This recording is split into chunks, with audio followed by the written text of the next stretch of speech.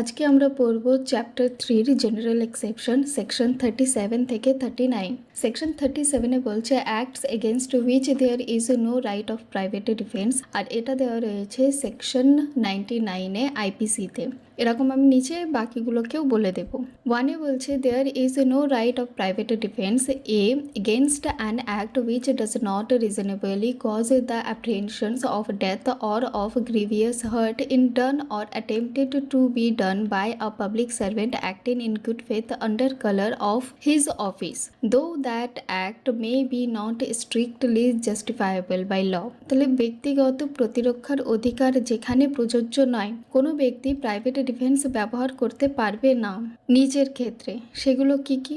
এতে বলছে যে সরকারি কর্মচারী দ্বারা কাজের বিরুদ্ধে যদি কোনো কাজ মৃত্যু বা গুরুতর আঘাতের আশঙ্কা সৃষ্টি না করে এবং সেই কাজটি বা চেষ্টা সরকারি কর্মকর্তা মানে যে পাবলিক সার্ভেন্ট হয় সে করছে দায়িত্বের সীমার মধ্যে থেকে এবং গুড ফেথ নিয়ে, যদিও সেই কাজ আইনগতভাবে পুরোপুরি ন্যায্য নয়, তখন প্রাইভেট ডিফেন্স প্রযোজ্য হবে না। কেমন? ধরো পুলিশের কাছে ইনফরমেশন এসেছে যে কেউ একজন অন্য জায়গায় মারপিট দাঙ্গা করছে, এবার পুলিশ এসে তাকে তুলে নিয়ে যাচ্ছে। এবার তুমি তো বলতে পারো যে না না, আমাকে তুলে নিয়ে যাচ্ছ কেন, আমার ফান্ডামেন্টাল রাইট আছে, আমি কোথাও যাব না। কিন্তু এখানে সামনের জন হচ্ছে পাবলিক সার্ভেন্ট, তারও কাছে একটা রাইট রয়েছে, ঠিক আছে? তো এখানে তুমি প্রাইভেট ডিফেন্স নিতে পারবে না, তাকে মারধর করতে পারবে না। উদাহরণ, একজন পুলিশ অফিসার ট্রাফিক চেকিং করছে, এবার দেখা যাচ্ছে যে সামান্য ধাক্কা লেগে গেছে, তাহলে আপনি তাকে প্রতিরক্ষা করতে পারবেন না, কারণ এটি মৃত্যুর বা গুরুতর আঘাতের ভয় সৃষ্টি করে না। বিতে বলছে against an act which does not reasonably cause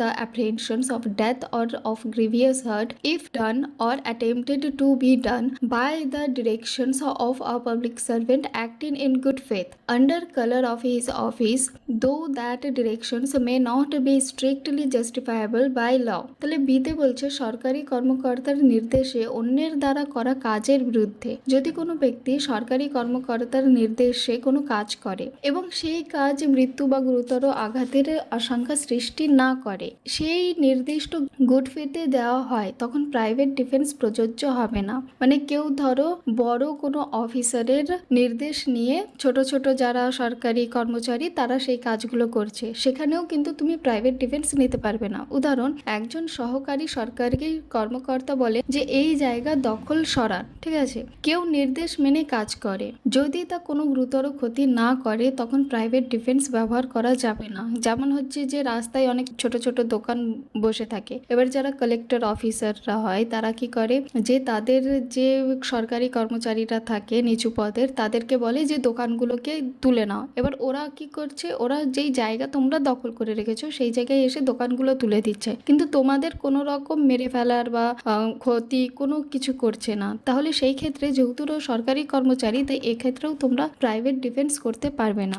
সিতে বলছে in case in which there is time to have resources to the protections of the public authorities. Public অথরিটির সাহায্য নেওয়ার সময় আছে, যদি এমন পরিস্থিতি হয় যেখানে পাবলিক অথরিটি বা পুলিশকে খবর দেওয়ার মতন সময় আছে, তখন প্রাইভেট ডিফেন্স ব্যবহার করার অধিকার নেই। ধরো তোমার বাড়িতে কি একজন চোর চুরি করতে ঢুকছে, এবার তুমি দেখছো যে একটা চোর তোমার বাড়িতে ঢুকেছে, কিন্তু দেখা যাচ্ছে যে পুলিশ স্টেশন তোমার দুপা পিছনেই রয়েছে, সেখানে তুমি হয় দৌড়ে পুলিশকে গিয়ে খবর দাও, না তো কল করে খবর দাও। এবার সেখানে পুলিশ ঢোকার অনেক তাড়াতাড়ি একটা সুযোগ রয়েছে, তাহলে সেই ক্ষেত্রে তুমি নিজে গিয়ে সেই চোরকে গিয়ে পিছন দিক দিয়ে ছুরি ভুকে দিলে সেটা হবে না, নিজে থেকে প্রাইভেট ডিফেন্স নেওয়া যাবে না যদি তোমার আশেপাশে পুলিশ প্রোটেকশন নেওয়ার সুবিধা যদি থাকে। তাহলে সংক্ষেপে বলি, প্রাইভেট ডিফেন্স ব্যবহার করা যাবে না যদি সরকারি কর্মকর্তা গুড ফেথে কাজ করছে এবং মৃত্যুর ও আঘাতের কোনো আশঙ্কা নেই, সরকারি কর্মকর্তার নির্দেশে কেউ কিছু কাজ করছে, সেখানেও তুমি প্রাইভেট ডিফেন্স নিতে পারবে না। আর পাবলিক অথরিটির সাহায্য নেওয়ার জন্য তোমার কাছে যথেষ্ট সময় আছে,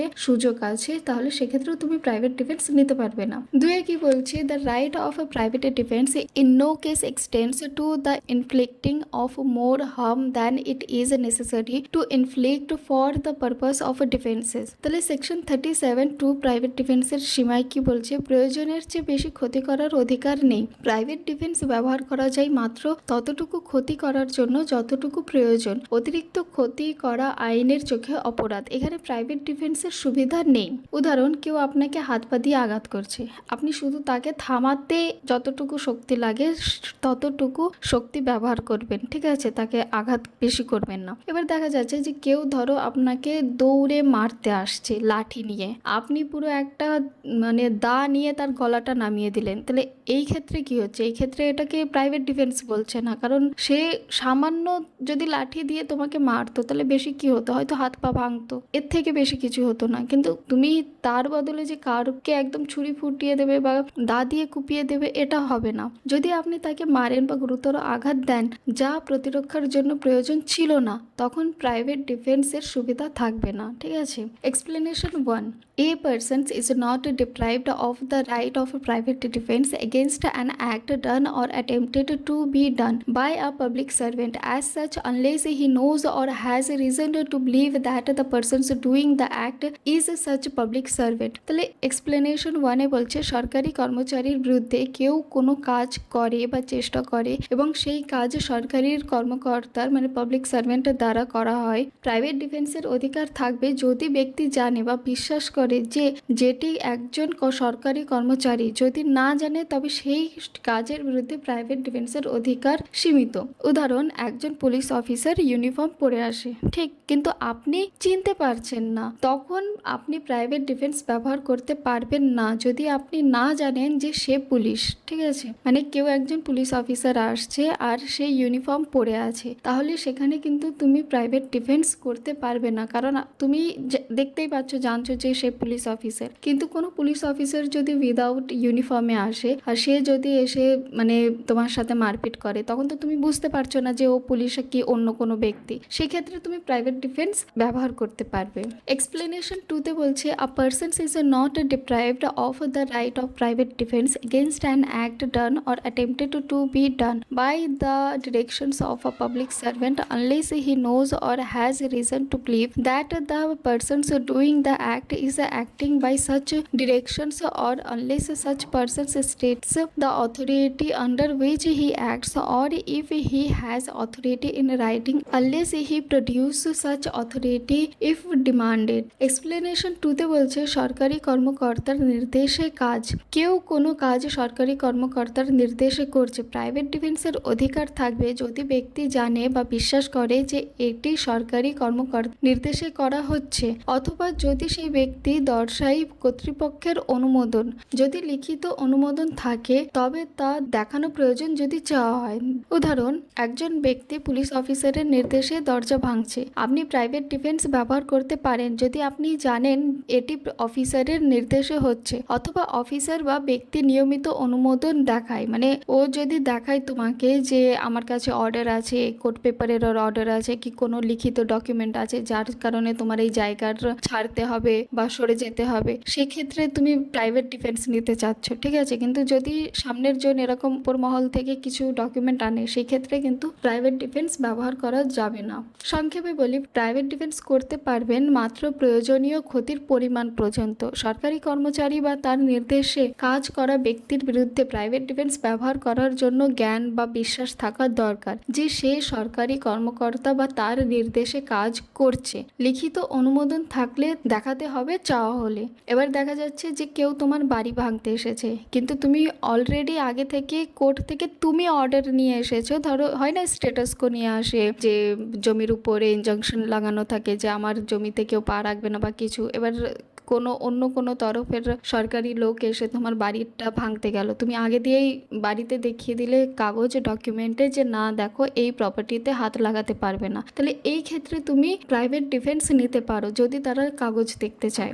সেকশন 38 বলছে when a right of private defense of a body extends to causing death, the right of a private defense of the body extends under the restrictions specified in section 37 to the voluntary causing of death or of of any other harm to the assailant if the offences which occasions the accessories of the right be of any of the descriptions hereinafter enumerated namely। তাহলে section 38 বলছে কখন দেহের ব্যক্তিগত প্রতিরক্ষা হত্যার পর্যায়ে পৌঁছাতে পারে। সেকশন 37 যেসব সীমাবদ্ধতা আছে সেই সীমার মধ্যে কোনো ব্যক্তি তার দেহের প্রতি আক্রমণ থামানোর জন্য প্রয়োজনে হত্যা বা গুরুতর ক্ষতি ঘটাতে পারে। শর্ত: এটি তখনই বৈধ যখন যে অপরাধ প্রতিরক্ষার জন্য প্রচারিত করছে তা নিজের ধরনের। অর্থাৎ সেকশন 38 পরবর্তী অংশে আইন এমন কিছু নির্দিষ্ট পরিস্থিতি উল্লেখ করেছে যেখানে প্রাইভেট ডিফেন্স পর্যন্ত হত্যা করা বৈধ। যেমন সহজ ভাষায় বলি এটাকে, সাধারণ আক্রমণের জন্য প্রাইভেট ডিফেন্স মাত্র আঘাত বা বাধা পর্যন্ত সীমাবদ্ধ হয়। ঠিক আছে, মানে প্রাইভেট ডিফেন্সে নর্মালি আমরা কাকে বলে থাকি যে কেউ আমাকে মারতে আসছে, ধরতে আসছে, তো আমরা সামান্য তাকে ঠেকাই, যে আমি তাকে থামিয়ে দিলাম বা ঠেকিয়ে দিলাম, নিজে বাঁচার জন্য তাকে সরিয়ে দিলাম, এটাকে বলছে প্রাইভেট ডিফেন্স। কিন্তু যদি আক্রমণ মৃত্যুর ঝুঁকি বা গুরুতর আঘাতের সৃষ্টি করে, মানে তুমি দেখতে পাচ্ছ যে সামনের জন যে আমাকে মারতে আসছে সে খুবই রেগে মেগে একদম মানে আমাকে মেরেই ফেলবে, প্রথম আঘাতেই সে আমাকে মেরে ফেলবে, ঠিক আছে, তখন প্রতিরক্ষার অধিকার হত্যা পর্যন্ত বিস্তৃত হতে পারে। মানে সেই দ্যাট মোমেন্ট, মানে একদম ঠিক সেই সময় তুমি নিজে থেকে রিয়েলাইজ করতে পারছো, বুঝতে পারছো যে আমি যদি একে শুধু সামান্য আটকাতে যাই তাহলে সে সামান্য আটকানো যাবে না, সে আমাকে পুরোপুরি মেরেই ফেলবে, তাহলে সেই ক্ষেত্রে তুমি সামনের জনকে মেরেও ফেলতে পারো। এখানে এই সেকশনের সেটা বলছে। কেমন? যেমন দেখবে যে অনেক মুভিতে এরকম হয় না যে কেউ কারোর বাচ্চাকে মারতে যাচ্ছে, তো তার সামনে থেকে তার বাপ দৌড়ে গিয়ে সেই যে খুনি থাকে তাকে মেরে ফেলে, তাহলে সে তো যদি চেত যে যে খুনি ব্যক্তি তার হাত থেকে পিস্তল ফেলে দিতে বা ছুরি ফেলে দিতে, কিন্তু সেইগুলো কি দেখায় না, কারণ সে জানে যে ও যদি সামনের জনকে না মারবে তাহলে সেই ব্যক্তি তার বাচ্চাকে মেরে ফেলবে। তাহলে কি করছে সে? তো আর প্রাইভেট ডিফেন্সের নামে তাকে আটকাচ্ছে না, তাকে তো সে তার টোটালি খুন করে ফেলছে। তাহলে এই সেকশনটা সেই খুন করাটাকেও প্রাইভেট ডিফেন্সের মধ্যে ধরবে। এতে বলছে such an assault as may reasonable cause the apprehensions that death will otherwise be the consequence of such assaults। তাহলে সেকশন 38 এর এ থেকে জি কোনো পরিস্থিতিতে দেহের প্রতিরক্ষা হত্যা পর্যন্ত বৈধ যদি কোনো আক্রমণকারী নিম্নলিখিত অপরাধের মধ্যে পড়ে। প্রতিরক্ষা পর্যন্ত হত্যা বা গুরুতর আঘাত করা বৈধ। এ, মৃত্যুর আশঙ্কা সৃষ্টি করা আক্রমণ। আক্রমণ এমন যে সাধারণ যুক্তি অনুযায়ী ভুক্তভোগী ভেবে নেবে না রোধ করলে মৃত্যু ঘটবে। এক্সাম্পল, কেউ ছুরি দিয়ে হামলা করছে, মানে আমি যেটা বললাম আগে। বিতে বলছে such an assault as may reasonably cause the apprehensions that grievous hurt will otherwise be the consequence of such assault। গুরুতর আঘাতের আশঙ্কা সৃষ্টি করা আক্রমণ, মানে আক্রমণ এমন যে ভুক্তভোগী ভেবে নেবে না রোধ করলে গুরুতর আঘাত ঘটবে। এক্সাম্পল, কেউ লাঠি দিয়ে মেরে গুরুতর আঘাত করার চেষ্টা করছে। সিতে বলছে an assault with the intentions of committing rape, মানে ধর্ষণের উদ্দেশ্যে আক্রমণ, কেউ ধর্ষণ করার উদ্দেশ্যে আক্রমণ করলে। এক্সাম্পল, কোনো ব্যক্তি ধর্ষণের চেষ্টা করছে।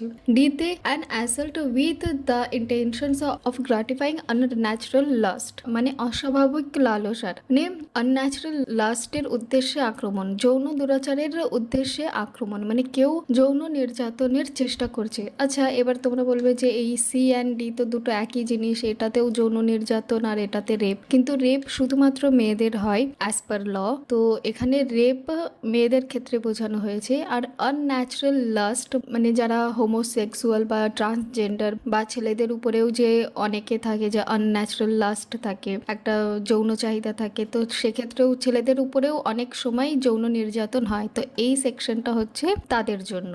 সেকশন ইতে বলছে an assault with the intentions of kidnapping or abducting, অপহরণ বা কারাবন্দির করার উদ্দেশ্যে আক্রমণ, কিডন্যাপিং বা অ্যাবডাকশনের উদ্দেশ্যে আক্রমণ। এক্সাম্পল, কেউ শিশুকে জোর করে তুলে নিয়ে যাচ্ছে। F an assault with the intentions of wrongfully confining a person under circumstance which may reasonably cause him to apprehend that he will be unable to have resources to the public authorities for his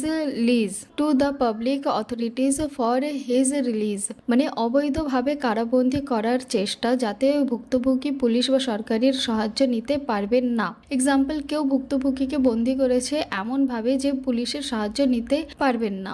G, an act of throwing or administering acid or an attempt to throw an administered acid which may reasonably cause the apprehensions that grievous hurt will otherwise be the consequence of such act. Acid নিক্ষেপ বা প্রয়োগ বা এর চেষ্টা যাতে গুরুতর আঘাতের আশঙ্কা সৃষ্টি হয়। এক্সাম্পল, কেউ অ্যাসিড নিক্ষেপ বা দেওয়ার চেষ্টা করছে। এমন আক্রমণের বিরুদ্ধে প্রাইভেট ডিফেন্স পর্যন্ত হত্যা বা গুরুতর আঘাতও বৈধ হবে। সংক্ষেপে বলি যে সেকশন 8 এর অধীনে কোনো আক্রমণী উপর প্রতিরক্ষা যার কারণে মৃত্যু বা গুরুতর আঘাতের ভয়, ধর্ষণ, অপহরণ, অবৈধ কারাবন্দী বা অ্যাসিড আক্রমণ, যে সেখানে প্রাইভেট ডিফেন্স পর্যন্ত হত্যা বা গুরুতর আঘাত করা বৈধ। তোমরা দেখবে এরকম অনেক সিনেমা আছে যেগুলোতে কেউ কাউকে ইচ্ছা করে মার্ডার করে না, ইচ্ছা করে মারতে চায়নি। হয় কেউ তাকে রেপ করতে চেয়েছে, বা কেউ তাকে তার মুখে অ্যাসিড ফেলতে চেয়েছে, বা কেউ তাকে একদম প্রাণে মেরে ফেলার চেষ্টা করেছে, আর সেই ক্ষেত্রে নিজেকে বাঁচানোর জন্য সে সামনের জনকে মেরে ফেলেছে, মার্ডার করে দিয়েছে, এবং তার উপরে উল্টে কেস চলছে যে তুমি একজনকে মার্ডার করে দিয়েছো। কিন্তু যখন দেখা যায় যে পুরো কেসটা চলে, তদন্ত হয়, ট্রায়াল চলে, তখন বোঝা যায় যে সামনের জন ব্যক্তি ভিলেন ছিলেন, আর সে হয় তাকে মার্ডার করার বা রেপ করার উদ্দেশ্যে তার কাছে এসেছিল। তো এই ক্ষেত্রে কি হয়, কোর্ট দেখবে সেই সব মুভিতে যে আসামি থাকে তাকে বেল দিয়ে দেয়, ঠিক আছে, বলে না যে তুমি আজকে থেকে বাইজ্জত বলি। তো এই সেকশনগুলোকে প্রাইভেট ডিফেন্স হিসাবে নেওয়া হয়। সেকশন 39-এ বলছে, when such a right extend to causing any harm other than death, if the offense be not of any of the descriptions specified in section 38, the right of a private defense of the body does not extend to the voluntary causing of death to the assailant, but does extend under the restrictions specified in section 37 to the voluntary causing to the assailant of any harm other than death. Section 39 মৃত্যু ছাড়া অন্য ক্ষতি পর্যন্ত ব্যক্তিগত প্রতিরক্ষা যদি আক্রমণ section 38-এ উল্লিখিত কোনো অপরাধের মধ্যে না পড়ে, যেমন সাধারণ আক্রমণ, ছোটখাটো আঘাতের চেষ্টা ইত্যাদি, তখন প্রাইভেট ডিফেন্সের অধিকার থাকে শুধু আক্রমণকারীকে মৃত্যু না দিয়ে ক্ষতি করার জন্য। অর্থাৎ আপনি হত্যা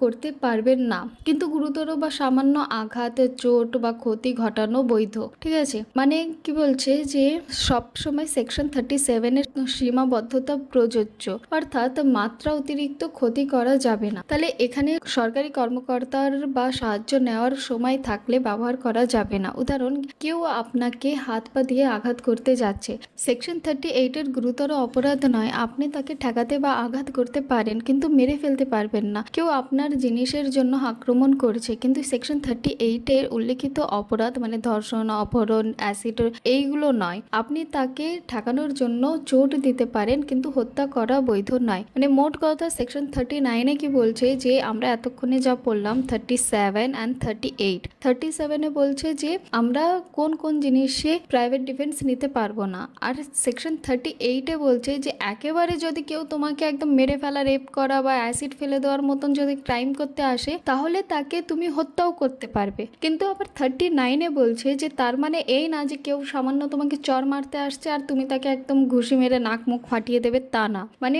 যতটুকু যে তুমি বুঝবে যে এ আমাকে এতটা আঘাত করতে পারে, তুমি সেই হিসাবে তাকে ঠেকাতে পারো বা আঘাত করতে পারো বা হালকা তাকে চোট দিতে পারো, কিন্তু পুরোপুরি মেরে ফেলতে পারো না, যদি সেই সব অ্যাটাকগুলো সেকশন 38-এর মধ্যে না পড়ছে। যেমন হচ্ছে তোমার মার্ডার করতে আসা, রেপ করতে আসা বা অ্যাসিড ফেলতে আসা, এই সব ধরনের জিনিস বাদে তুমি সামনের জনকে হালকা চোটও দিতে পারো, কিন্তু তার মানে এই না যে অতিরিক্ত হয়ে যাবে। ঠিক, আজকে এই পর্যন্ত।